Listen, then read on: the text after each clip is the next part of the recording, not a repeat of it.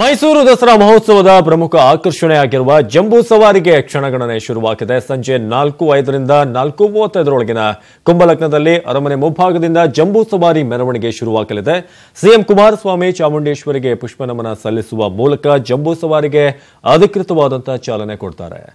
750 KG ತೂಕದ ಚಿನ್ನದ ಅಂಬಾರಿಯಲ್ಲಿ ನಾಡದೇವತೆ ಶ್ರೀ ಚಾಮುಂಡೇಶ್ವರಿಯನ್ನ ಹೊತ್ತು ಅರ್ಜುನ ಹೆಜ್ಜೆ ಹಾಕುವುದನ್ನು ಕಣ್ತುಂಬಿಕೊಳ್ಳೋಕೆ ಇಡೀ ನಾಡೆ ಕಾತುರದಿಂದ ಕಾಯ್ತಾ ಇದೆ. ಅರ್ಜುನನಿಗೆ ಸಾಥ್ ನೀಡಲು ಗಜಪಡೆ ಕೂಡ ರೆಡಿಯಾಗಿದೆ. ಒಟ್ಟು 5.3 ಕಿಲೋಮೀಟರ್ ದೂರ ಜಂಬೂ ಸವಾರಿ ಮೆರವಣಿಗೆ ಸಾಗಲಿದೆ.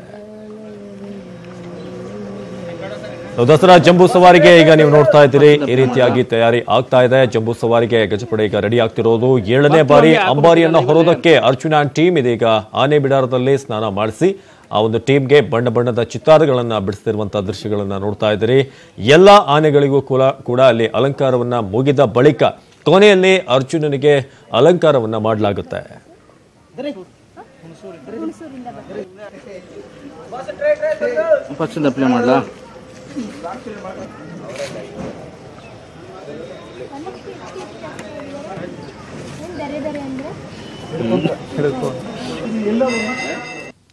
ಜಂಬೂ ಸವಾರಿಗೆ ಕ್ಷಣಗಣನೆ ಆರಂಭವಾಗಿದ್ದು, ಜಂಬೂ ಸವಾರಿಯ ಮುಂದೆ ಸಾಗುವಂತ ನಂದಿ ಧ್ವಜಕ್ಕೆ ಈಗ ಅಗ್ರಪೂಜೆ ನೆರವೇರಿಸಲಾಯಿತು. ಮೈಸೂರಿನ ಗೌರಿಶಂಕರ ನಗರದ ಉಡಿಗಾಲದ ಮಹಾದೇವಪ್ಪನವರ ನಿವಾಸದಲ್ಲಿ ನಿರ್ಮಾಣವಾಗುವ ನಂದಿ ಧ್ವಜಕ್ಕೆ 9 ದಿನಗಳ ಕಾಲ ವಿಶೇಷ ಪೂಜೆ ನಡೆದಿದ್ದು, 10ನೇ ದಿನ ನಂದಿ ಧ್ವಜ ನಿರ್ಮಾಣ ಮಾಡಲಾಗುತ್ತೆ. ಈ ಬಗ್ಗೆ ನಮ್ಮ ವರದಿಗಾರ ಪುಟ್ಟಪ್ಪ ಚಿಟ್ಚಾಟ್ ಮಾಡಿದ್ದಾರೆ. ಬನ್ನಿ ನೋಡ್ಕೊಂಡ್ ಬರೋಣ. ವಿಶ್ವವಿಖ್ಯಾತ ಮೈಸೂರು ದಸರಾ ಅಂದ್ರೆ ಜಂಬೂ ಸವಾರಿ ಮೆರವಣಿಗೆ ಎಲ್ಲರ ಪ್ರಮುಖ ಆಕರ್ಷಣೆ. ಆದ್ರೆ ಆ ಜಂಬೂ ಸವಾರಿ ಮೆರವಣಿಗೆಯಲ್ಲಿ ಮೊಟ್ಟ ಮೊದಲನೇದಾಗಿ ಸಾಗೋದು ನಂದಿಧ್ವಜ.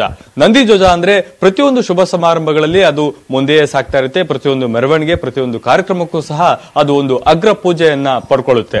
ಆ ನಂದಿಧ್ವಜದ ಇತಿಹಾಸ ಏನು, ಆ ನಂದಿಧ್ವಜವನ್ನ ಯಾಕೆ ಕಟ್ತಾರೆ, ಆ ನಂದಿಧ್ವಜದಿಂದ ಆಗುವಂತ ಪರಿಣಾಮಗಳೇನು ಮತ್ತು ಆ ನಂದಿಧ್ವಜದ ಹಿಂದಿರುವ ಕಥೆ ಏನು, ಇವೆಲ್ಲ ಅತ್ಯಂತ ಕುತೂಹಲಕಾರಿಯಾಗಿದೆ. ಜೊತೆಗೆ ಪ್ರತಿ ವರ್ಷ ದಸರಾದಲ್ಲಿ ಮೈಸೂರಿನ ಉಡಿಗಾಲದ ಮಹಾದೇವಪ್ಪ ಅವರ ನಿವಾಸದಲ್ಲಿ ಈ ಒಂದು ನಂದಿಧ್ವಜವನ್ನ ಪೂಜೆ ಮಾಡಲಾಗುತ್ತೆ. ಆ ನಂತರ ಅದನ್ನ ತೆಗೆದುಕೊಂಡು ಹೋಗಿ ಸಿಎಂ ಕುಮಾರಸ್ವಾಮಿ ಅವರು ಪೂಜೆಯನ್ನು ನೆರವೇರಿಸ್ತಾರೆ. ಆ ನಂತರ ಅದು ಮೆರವಣಿಗೆಯಲ್ಲಿ ಮೊದಲನೇ ಸಾಲಲ್ಲಿ ಸಾಗುತ್ತೆ.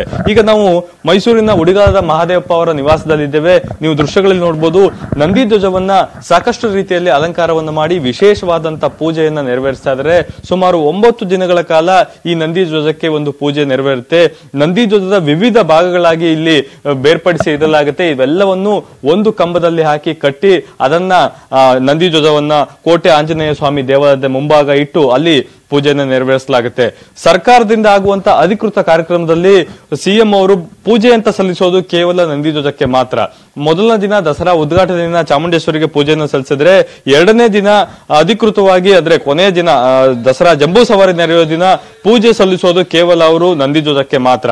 ಆ ಹಿನ್ನೆಲೆಯಲ್ಲಿ ನಂದಿಧ್ವಜ ತನ್ನದೇ ಆದಂತಹ ಒಂದು ವಿಶಿಷ್ಟತೆಯನ್ನ ಪಡ್ಕೊಂಡಿದೆ. ಸುಮಾರು ವಿವಿಧ ಭಾಗಗಳನ್ನ ದೃಶ್ಯಗಳಲ್ಲಿ ನೋಡಬಹುದು. ಎಲ್ಲಾ ರೀತಿಯ ವಿವಿಧ ಭಾಗಗಳಿಗೆ ಅದನ್ನ ಇಟ್ಕೊಂಡು ಪೂಜೆಯನ್ನು ನೆರವೇರಿಸ್ತಾರೆ. ಹಾಗಾದ್ರೆ ಈ ನಂದಿಧ್ವಜದ ವಿಶೇಷತೆ ಏನು, ಈ ಬಗ್ಗೆ ಮಾತನಾಡೋದಕ್ಕೆ ಸ್ವತಃ ಉಡಿಗಾಲದ ಮಹಾದೇವಪ್ಪ ಅವರು ನಮ್ಮ ಜೊತೆ ಇದ್ದಾರೆ. ಸರ್ ಹೇಳಿ, ನಂದಿಧ್ವಜ ಅಂದ್ರೆ ಪ್ರತಿಯೊಂದು ಸಮಾರಂಭಗಳಲ್ಲಿ ಒಂದು ಅಗ್ರ ಪೂಜೆಯನ್ನ ಪಡ್ಕೊಳ್ಳುತ್ತೆ. ಯಾಕೆ ಅದು ಅಗ್ರ? ನಂದಿ ಅಂದ್ರೆ ದ್ವಿತೀಯ ಶಂಭು ಅಂತ, ಅಂದ್ರೆ ಶಿವ ಇಲ್ಲ ಅಂದ್ರೆ ಅದು 2ನೇ ಸ್ಥಾನನೇ ಅದು ನಂದಿಗೆ. ಈ ತರದಕ್ಕಂತ ಒಂದು ಸಂಪ್ರದಾಯವಾಗಿ ನಡ್ಕೊಂಡ್ ಬಂದಿರತಕ್ಕಂತ ಒಂದು ಇದು ಇತಿಹಾಸದಲ್ಲಿ ಇರ್ತಕ್ಕಂಥದ್ದು ಅದೇನೆ.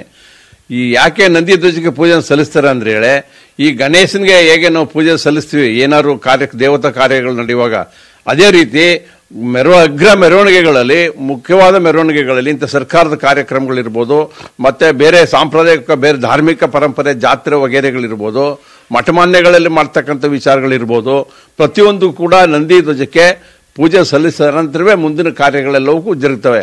ಅದಕ್ಕೆ ಬಹಳಷ್ಟು ಇತಿಹಾಸ ಇದೆ. ಯಾವುದೇ ನಂದಿ ಪೂಜೆಯನ್ನು ಸಲ್ಲಿಸಿ ಹೊರಟ್ರೆ ಯಾವುದೇ ತೊಂದರೆಗಳಾಗಕೂಡದು ಅನ್ನೋ ಒಂದು ದೃಷ್ಟಿಯಿಂದ ಇದು ಹಿಂದೆ ಕಳೆದ ಏನು ಪರಂಪರೆ ಇದೆ, ಸಾವಿರಾರು ವರ್ಷಗಳ ಇತಿಹಾಸ ಇದೆ, ಇದು ಹೊಸ್ತೇನಲ್ಲ. ಮತ್ತೆ ಮೈಸೂರು ಮಹಾರಾಜರು ಕೆಲವು 408 ವರ್ಷ ದಸರಾ ಇದು. ಮೈಸೂರು ಮಹಾರಾಜರು ದಸರಾ ಪ್ರಾರಂಭ ಮಾಡೋದಲ್ಲೂ ಕೂಡ ಇನ್ನಿದು ನಡ್ಕೊಂಡ್ ಬಂದೇನೆ ಇದೆ. ಈಗಲೂ ಕೂಡ ಅದನ್ನ ನಮ್ಮ ಹಿರಿಯರು ಮುಂದುವರಿಸ್ತಾ ಇದ್ರು. ಈಗ ತಲತಲಾಂತರಕ್ಕೆ ನಾವು ನಡ್ಸ್ಕೊಂಡು ಹೋಗ್ತಾ ಇದೀವಿ ಅದನ್ನ.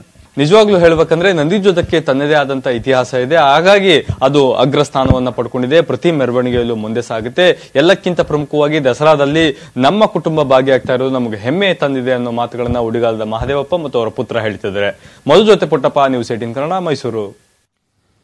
ಈ ನಡುವೆ ಯದುವಂಶದ ರಾಜಮಾತೆ ಪ್ರಮೋದಾದೇವಿಗೆ ಮಾತೃವಿಯೋಗವಾಗಿದೆ. ಮೈಸೂರಿನಲ್ಲಿ ಪ್ರಮೋದಾದೇವಿ ತಾಯಿ 98 ವರ್ಷದ ಪುಟ್ಟಚಿನ್ನಮಣ್ಣಿ ವಿಧಿವಶರಾಗಿದ್ದಾರೆ.